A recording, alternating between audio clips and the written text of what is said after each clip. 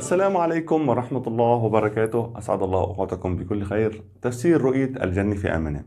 ماذا تدل رؤية الجن في المنام؟ أولا، رؤية الجن في المنام بشكل عام هي رؤية محمودة وبشرى طيبة للرائي، وهي رؤية تدل على نفسها والطريق الذي يوصل لها. طيب، دخول الجن في المنام، إذا واحد شاف نفسه دخل الجنة، هاي الرؤية تدل على الدخول إلى الجنة، والله أعلم، إذا لم تحتوي الرؤية على ما يشير إلى عكس ذلك. والأكل من ثمار الجنة، الأكل من ثمار الجنة والطعام في الجنة يدل على أعمال الخير والبر والرزق الواسع بقدر ما أكل من هذه الثمار. طيب، رؤية الجنة ولكن لا تستطيع دخولها أو يمنعك أحد من دخولها، هذه الرؤية تدل على أن الرائي يمنع من الحج أو الجهاد بعد السعي لهما. ولو رأيت أن أحدا يدخلك الجنة فإنها إشارة إلى التوبة على يد هذا الشخص والانتفاع من علمه.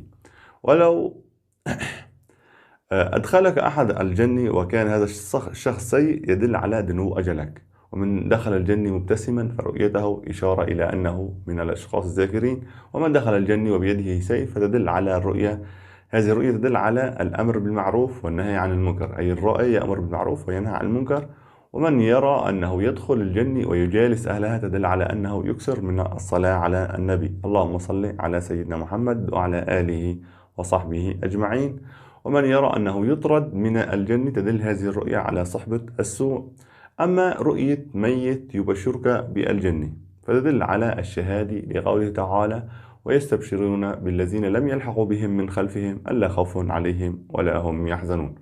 أما إذا رأيت أنك تبشر غيرك بالجنة فهذه الرؤية تدل على حجك إن شاء الله، أو أنك ستموت شهيدا. أما للمرأة تدل رؤية الجنة في منامها على زوجها فهو جنتها ونارها، ودخولها الجنة تدل على رضا زوجها وبر والديها، وأكلها من طعام الجنة أو من شراب الجنة فيدل على حياتها الهادئة ورزقها الطيب. أما العزباء فتدل رؤية دخول الجنة على زواجها، ولكن إذا لم ترى أنها تخرج من الجنة فخروجها من الجنة تدل على طلاقها أو أنها ستصبح أرملة بعد وقت قريب من زواجها.